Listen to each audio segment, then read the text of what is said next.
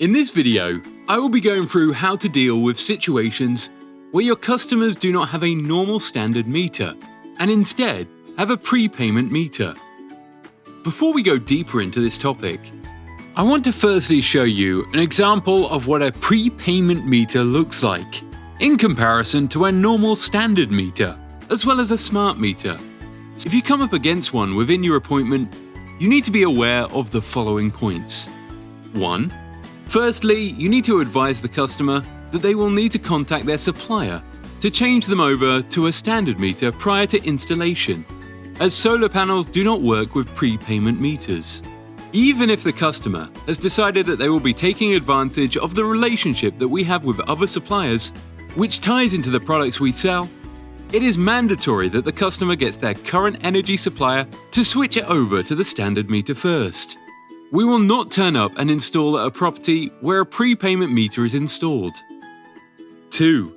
Secondly, you need to make the customer aware of how long it will typically take for the switchover to take place, as in most circumstances, this will have a knock-on effect and push back the install date. You need to bear this in mind if there are any promotions running at the time, as it might not be possible to offer these discounts to the customer. This is just a very general statement, and obviously, ensure to read the terms of any promotion that is distributed out to you. Just doing a quick Google search, Money Supermarket advises that a switch in supplier can take 17 days, but switching meters can take longer than this, and I would tend to agree with this statement. From my experience, you are typically looking at 3 to 4 weeks, dependent on the supplier and their schedule. As a result, please do not book an install date for anything less than 4 weeks, to ensure that it gives the customer and the supplier enough time to schedule the meter switchover. 3.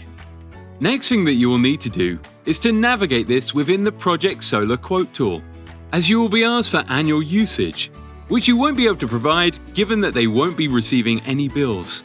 You would need to select No in the drop-down for Do You Know Their Annual Usage.